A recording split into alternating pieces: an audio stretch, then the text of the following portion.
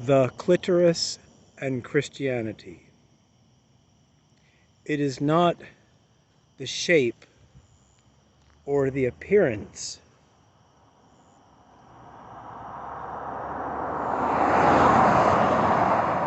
It is not the shape or the appearance of my penis that is the most fascinating.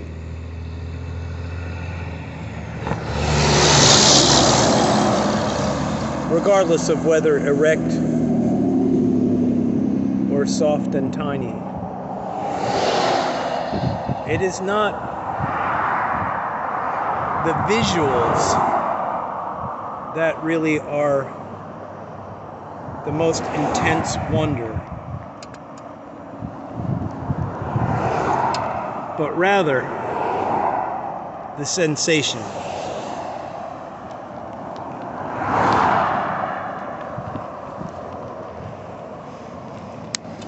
The sensation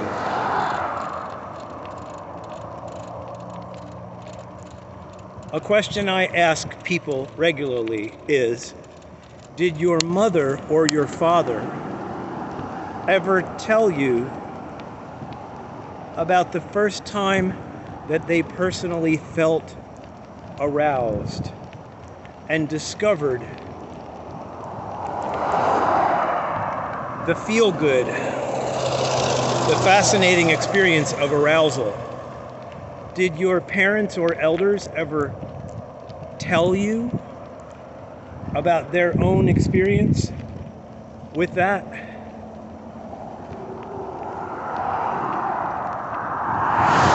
The first experience of arousal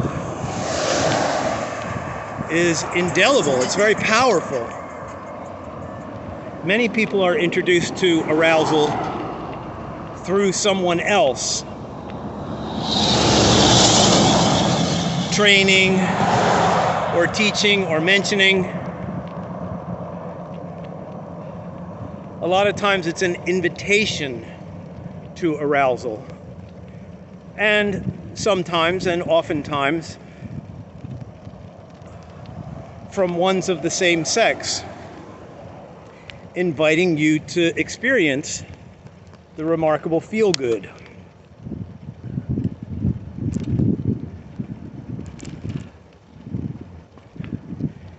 1985, 1995. In 1995, as I remember, the shape and form and size and weighty volume of the clitoris was discovered. That's mighty late in life. The clitoris having a similar amount of erectile tissue, a similar amount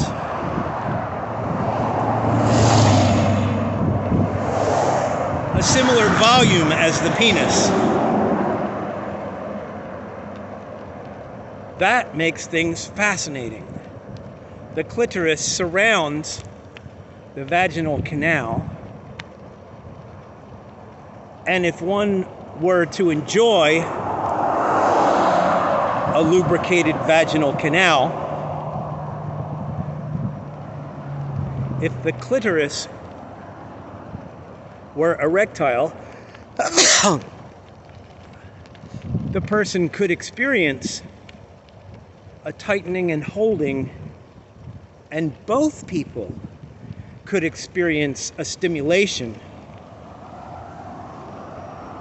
for the penis and for the clitoris. That's fascinating. Oh my gosh, that's interesting. Let's talk about the amusement park.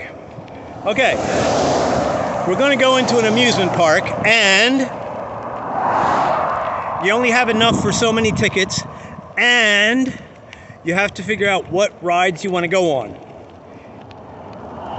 You might be able to go on 2 or 3 rides, or you can spend all your ticket money on one special super duper ride. So, how are you going to decide which ride you want to take? Well, you're allowed to look at the rides. You're allowed to talk to people coming off of the rides. And you're allowed to gather information. So,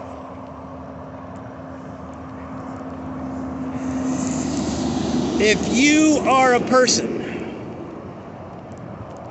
either male or female,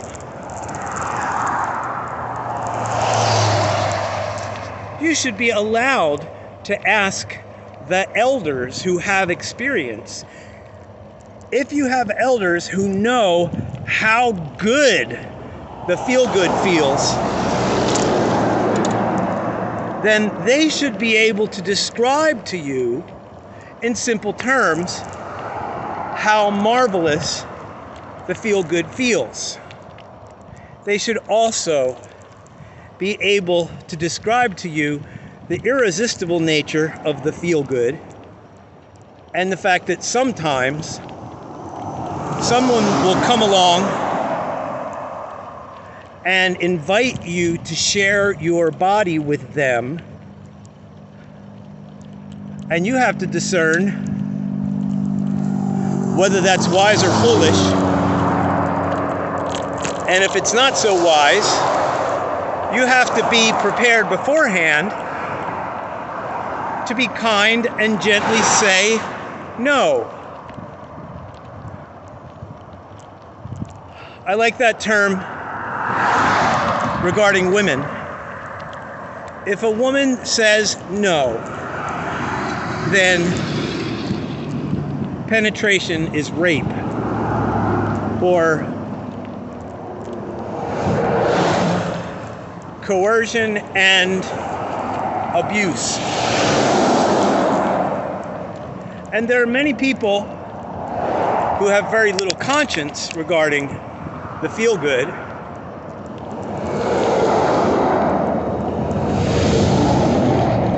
who actually consider forms of coercion and abuse to be fully natural and good and reasonable.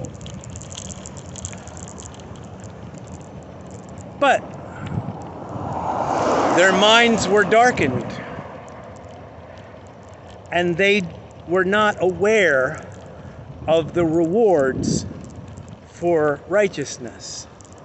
And they were not aware of the doors that are opened that can ruin success and even sidetrack a life for many years, a decade, 2 decades. So, in my life, I was introduced to arousal 5-6 years old, and it was a very friendly and kind curiosity experiment. And in a group of boys, we all declared, "Oh my gosh, it feels so wonderful and comforting and so nice." Now, of course, this sharing of arousal event was not something that we were going to announce or report to our elders and parents. But since no one around us had done any work in conversation, since nobody around us had the courage and the foresight to say, "Hi, your body may feel really good, and here are the situations around it. This is what it's this is what it's designed for. And remember, there is a spirit realm, and if you share your arousal with a person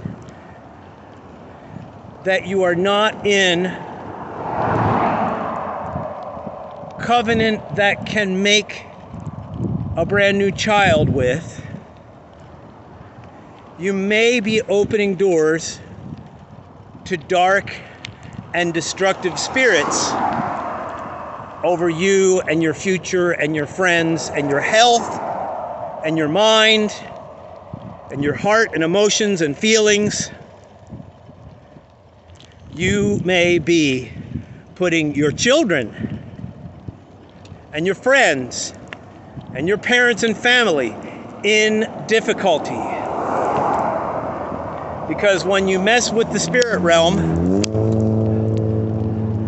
the unclean spirits in the spirit realm want to try to get license over anything they possibly can. So if your life is totally chill in the sex department, maybe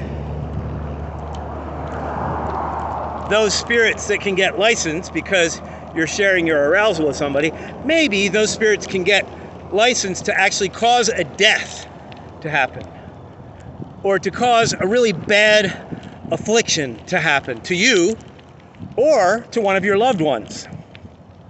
Fascinating stuff. Okay, so I was ignorant for a really long time.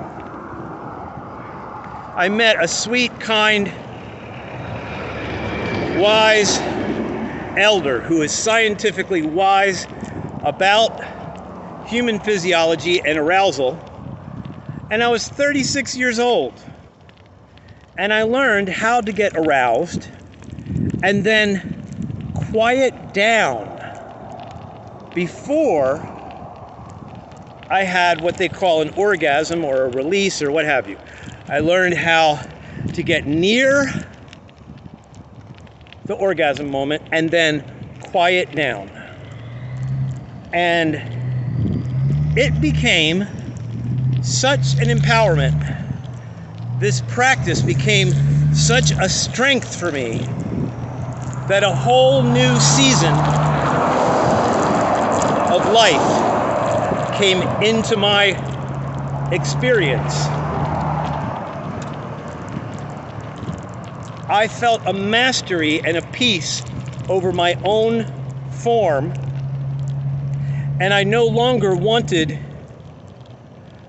to do my very best to give creative pleasure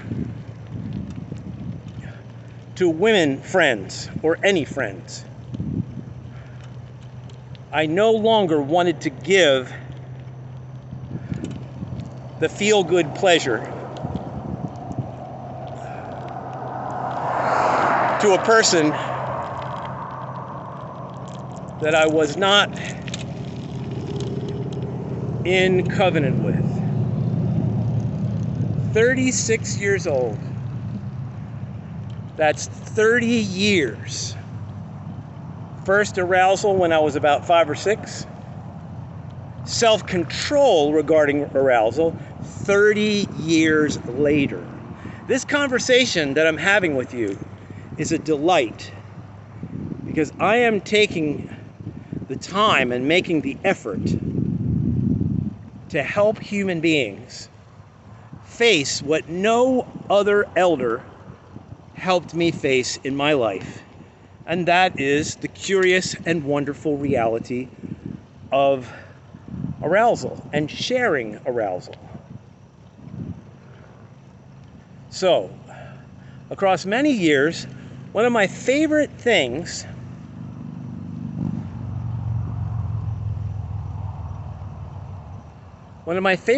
was finding literature where female human beings talked about the first times that they felt arousal and stimulation. Because obviously my body is different. My erectile tissue can stand up and interrupt my life and say, "Hi, I am very beautiful, like a tulip that has not yet opened. Touch me gently." and enjoy me. I have been dealing with this erectile tissue for a long, long time, but the woman's erectile tissue is on the inside. Now, way back then, I didn't even know that. I thought that the clitoris was just this one little button, rather than a secret, unseen, hidden wonder of erectile tissue. So, hearing stories about how women first discover the feeling of arousal is extra interesting. It's just plain interesting. And I had one friend personally that told me stories about this giant Easter bunny, big stuffed animal Easter bunny. And when she would wrap her legs around the big Easter bunny, she had a nice feeling. And it grew from there. And I have another friend who said that a boy at school said if you rub yourself on the pole of the swing set that's kind of set at an angle to the ground, if you rub yourself on that pole for a while, it will feel really, really good. So there was the discovery of arousal. And then, there was another friend who made the discovery in the shower.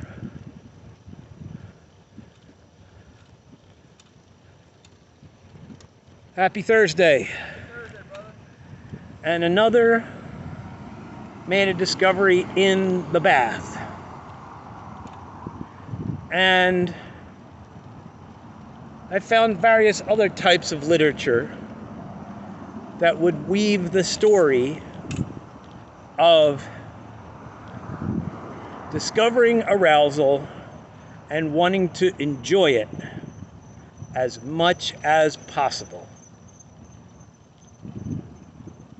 Then, many, many years later, I was reading in the Pirkei Avot, the wisdom of the fathers,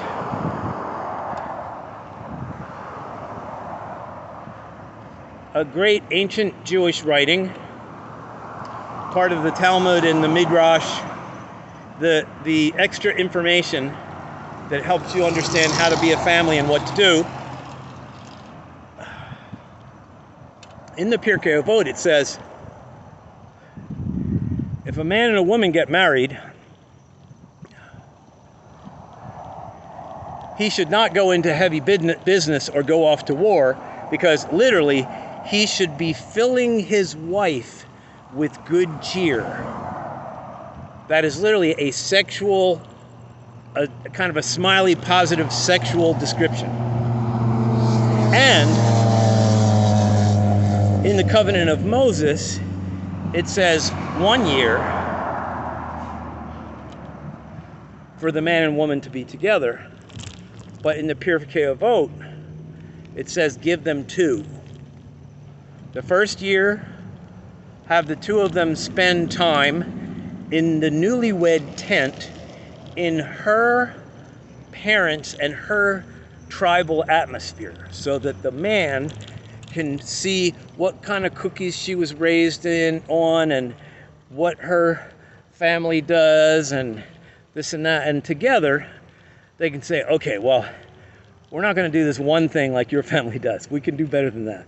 And they laugh together and they start forming their new family lineage. But they spend 1 year sheltered by the woman's parents and family. And then the second year they spent sheltered by the man's parents and family in a second year of the newlywed tent. But So as the people are all around the new couple, from time to time as they're working and doing things, the wise elders say, hey, what the heck are you newlyweds doing? Get back in your tent and learn how to enjoy each other. This is actually a family responsibility to let the two be relaxed together and not focused first on work and details and plans and money and friends, etc., etc., etc. No, you are busy for 2 years becoming one flesh, one form. And I'm telling you, the first time I read that, I was like, oh my gosh, this is just genius. This is so marvelous. So these are just some of the beginnings. In the scripture it says, focused on those things that are unseen. And the clitoris is one of those unseen things. There are also some things in Christianity that are supposed to be seen, but they are not. And we'll speak of them anon, later.